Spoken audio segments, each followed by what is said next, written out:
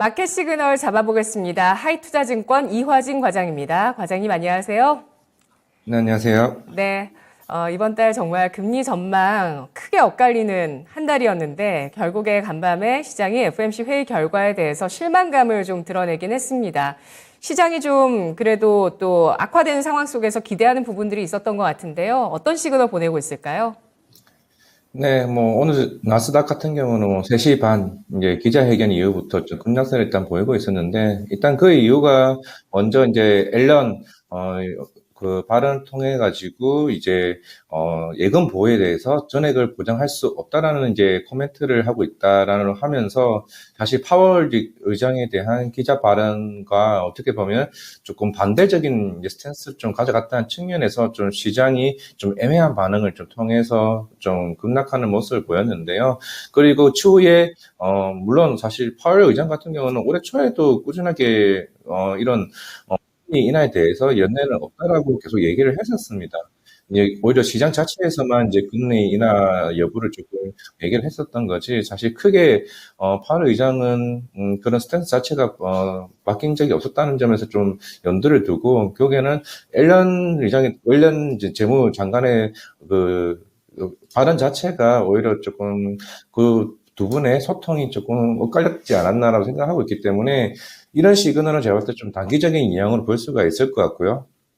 물론 어제 우리나라 이제 환율 같은 경우도 1,300원 아래대에서도 움직였고, 그러면 이제 4월 12일 날 이제 3월 CPI 지수가 이제 발표될 것으로 보이고 있는데, 일단 생각보다 굉장히 물가는 좀 잡힐 수 있을 것으로 보이고 있습니다. 일단 그 이유가 3월 달 우리가 유가만 봤더라도 60달러 중후반, 그리고 70달러 초반대에서 계속 움직였습니다.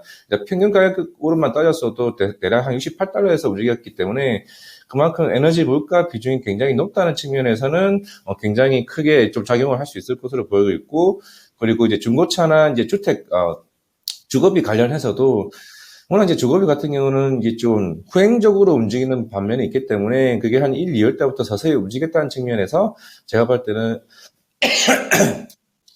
이와 관련된 이제 주거비나 이제 중고차 관련 가격대가 생각보다 많이 좀 잡혔다고 가정했을 때, 물론 2월달 CPI 같은 경우가 대략 한 합쳐서 6.0%, 6.1% 정도 나왔던 걸로 기억을 하고 있는데, 이번에는 적어도 5.5%까지 잡을 수 있지 않을까 생각을 한다게 되면, 물론 이번에 25bp를 금리를 인상을 했지만은 적어도 물가 정도가 잡혔다. 그러면 지금 어제 파월 의장이 얘기했던 것 중에서 조금 심각한 중소형 은행들은 한 6개 정도의 기간이 있다라고 얘기를 했던 만큼, 이게 결국에는 아웃라이터, 이제 큰 대형 은행사들에게는 영향이 없다라고 이제 얘기를 했거든요. 그렇게 되면은 뱅크런 사태 이것만 어느 정도 잡히게 된다 그러게 되면, 제가 볼 때는 우리나라나 이제 전반적인 글로벌 시장 자체가 어느 정도 바닥선을 다지고 있는 구간이 아닌가라고 생각하고 있습니다.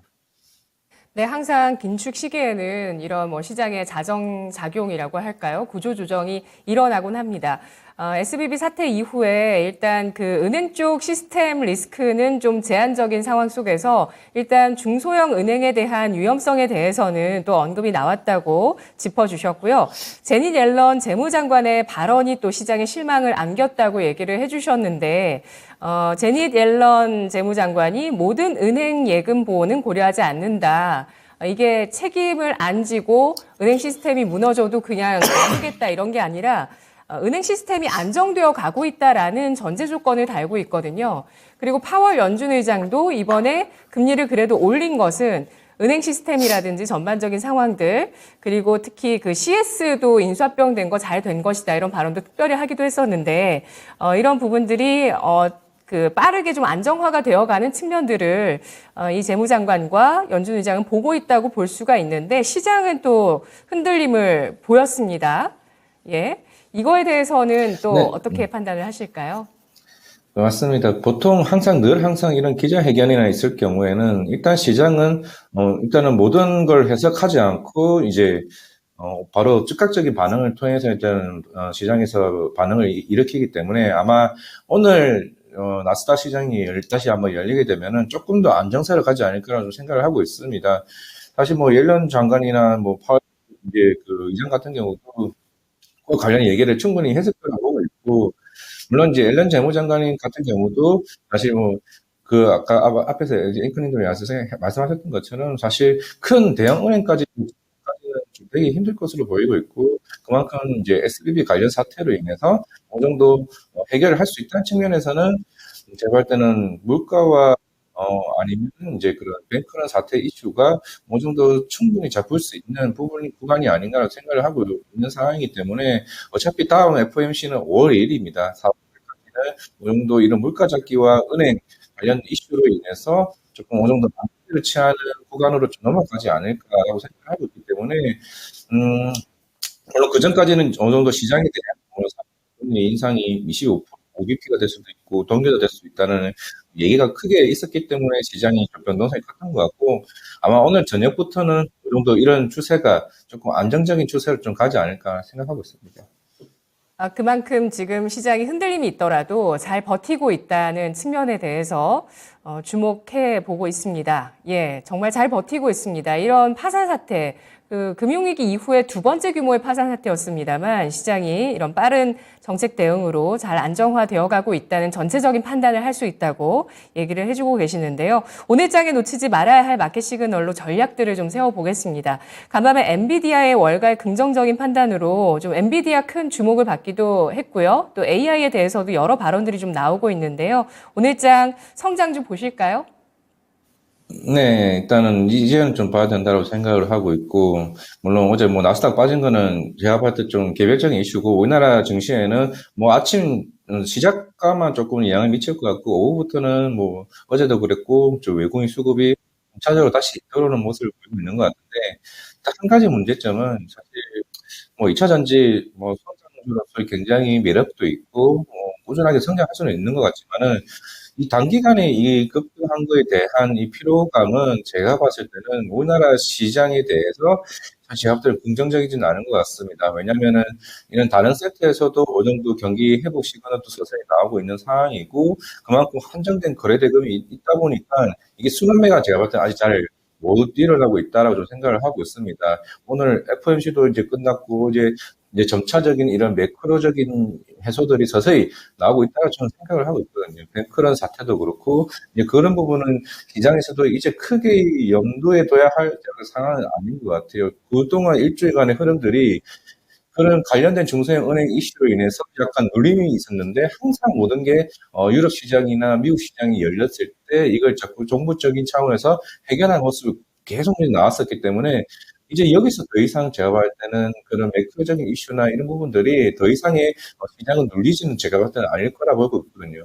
그렇기 때문에 기존에 있는 우리나라 이제 뭐 우리나라 반도체도 최근에 그랬고 이런 부분들이 좀 더 강한 상승 흐름이 나올 수 있다는 국면에도 불구하고 그동안 이제 2차 전지의 쏠림 현상이 조금 다른 섹터들에게 너무 저평가적인 측면에 좀 고려되고 있지 않나라는 생각을 하고 있기 때문에 물론 최근에 이 기관들의 2차 전지 공매도의 자금들이 굉장히 계속 늘어나고 있다는 측면에서는 2차 전지를 좀 신규 매수하는 분들에서 이제 제 주변에서 자꾸 들리고 있기 때문에 조심스러운 구간이다 좀 말씀드릴 수가 있을 것 같고요. 그나마 제가 긍정적으로 성장 꾸준하게도 얘기를 말씀드렸던 것 같아요. 로봇이랑 AI는 단순하게 테마로 움직이는 게 아니라 그만큼 여러 산업으로 파급 효과가 커질 수 있다는 측면에서 계속 이제 봐야 될 것으로 보이고 있습니다. 이게 삼성전자나 하이닉스 같은 경우는 앞바닥에서 올라오는 모습을 보이고 있는데 실제로 TSMC 같은 경우는 차트를 보시도 이제 꾸준하게 지금 상승하는 흐름을 보이고 있거든요. 그만큼 뭐 이런 영향도 있을 수는 있겠습니다만은 뭐 엔비디아 회장님도 대만 출신이고 해서 그래서 TSMC 쪽으로 이제 그런 관련된 AI 반도체에 대한 수요가 이제 계속 꾸준하게 지금 늘어나고 있습니다. 이미 TSMC는 실질적인 측면에서 계속 긍정적으로 나오고 있다는 측면에서 그만큼 AI가 파급 효과는 이미 저기 TSMC 쪽으로는 지금 나오고 있다는 측면이고요. 물론 이제 우리나라 반도체 그 일본과 정상회담 통해가지고 이제 수출 통제에 대한 완화 이슈가 있는데 저는 이거에 대해서 조금은 삼성전자 입장에서는 굉장히 제가 볼 때는 오케이입니다. 굉장히 좋다고 볼 수 있는데 이제 소부장 업체들 같은 경우에는 물론 그동안 국산화를 시키게 되면서 어느 정도 많이 기술력이 올라왔다 치지만은 저도 항상 이런 관련된 종목들을 보다 보면은 삼성전자 하이닉스 입장에서는 당연히 이거를 물량을 소지하는 입장에서 단가 인하를 지금 압박을 줄 수밖에 없다는 측면에서는 오히려 마진 측면에서는 이런 소부장 업체들에게 되게 조금은 체크를 해볼 필요가 있지 않을까 좀 생각을 하고 있습니다. 왜냐하면은 일본 반도체도 선택할 여력도 있고 한국 반도체를 선택할 여력이 있는데 굳이 거기서 가격에 대한 압박을 안 하지 않을까?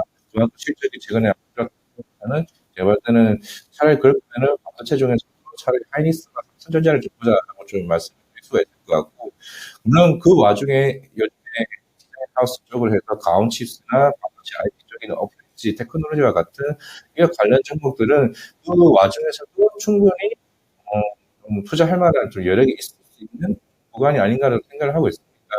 그만큼 로봇이나 AI도 그렇고 최근에 로봇도 큐렉스와 마이크로소프트와 관련된 AI 얘기 나왔었고, 두산 로보틱스도 중국 관련해서 의료 로봇에 대한 수출을 앞두고 있는 만큼 결국 로봇 AI를 좀 여러 산업을 퍼질 수 있다는 측면에서는 제가 봤을 때는 이제부터는 시장을 지켜봐야 되지 않을까. 결국에는 우리는 언제 퍼지는지 봐야 조금 다른 산업에 대한 수급이 쏠림이 확장될 수 있다는 측면에서는 중요하다고 말씀드리겠습니다. 네, 저희 전화 연결 시도할 수 있을까요? 네. 네, 전화 연결 가능할까요? 지금 뭐 이제 남아있는 시간 얼마 없긴 하지만 마지막 말씀 조금 더 들어보도록 하겠습니다. 지금 로봇과 AI 이슈가 계속되고 있다는 점 주목하고 있는데요. 이 부분은 사실 전 산업에서 적용할 수 있는 분야입니다. 로봇 AI 자체가. 로봇 같은 경우에 최근에 또 로봇 청소기가 100만 원대 이상의 제품들이 엄청나게 팔리고 있어서 제조업체들, 브랜드들까지도 놀랄 정도로 엄청난 또 그 판매를 보여주고 있는데, 그 정도로 이 100만 원이면 사실 큰 돈이거든요. 휴대폰도 뭐 처음에 이 100만 원대 갔을 때 와, 이거 진짜 너무 비싼 거 아니냐 하지만 요즘은 다 사시잖아요. 그런 것처럼 이제 로봇도 그만큼의 구매력을 보여주고 있는 분야라는 점, 전 산업에 적용될 수 있다는 점 주목을 할 수 있는 상황이고요. 이러한 이슈들과 또 업계 변화들로 인해서 나타날 수 있는 그 수혜 기대감, 일단 뭐 반도체 쪽도 움직일 수 있는데, 일본 수출 규제가 해제되면서 특히 반도체 제조업체들이 선택지가 넓어졌기 때문에 반도체 소부장보다는 반도체 제조 쪽에 삼성전자, SK 하이닉스 보는 게 좋겠다고 말씀해 주셨고요. 또 아까 가온칩스 등의 종목 말씀해 주셨는데 시스템 반도체 관련주의 강세에 주목을 해 주시는 것 같습니다. 근데 생각보다 삼성전자와 SK 하이닉스의 이 반등 탄력이 높지는 않습니다. 그런데 올라갈 수 있다고 보시는 근거를 마지막으로 딱 한 말씀만 해주신다면 뭘까요? 네, 일단은 지금 이제 5월 달쯤이면 이제 사파이어 LPG도 양산 체계에 들어갈 거고, 이제 하이닉스와 이제 삼성전자 같은 경우도 이제 DDR5에 대한 이제 생산 체계가 이제 본격적으로 나올 것으로 보이고 있습니다. 물론 아직까지 재고 자체가 빠르게 줄어드는 모습은 보이고 있지는 않지만, 그런 AI와 관련된 파급 효과가 생각보다 제가 빠르게 지금 나올 것으로 보이고 있거든요.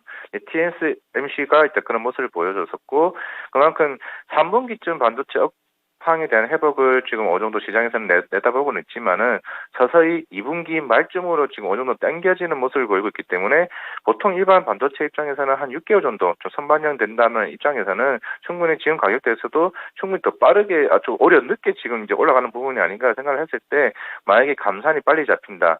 물론 1분기 컨콜에서도 삼성전자에서는 이제 얘기했지 이제 감산을 안 한다 했지만은 실질적으로 공정 전환을 통해서 이미 감산 효과는 보이고 있습니다. 그렇다는 측면에서는 시장이 아직은 조금 거기에 대해서 좀 둔감한 반응을 보였기 때문에 제가 볼 때는 삼성전자 하이닉스는 지금 가격대에서도 충분히 매수 시그널을 봐야 되지 않을까 좀 생각하고 있습니다.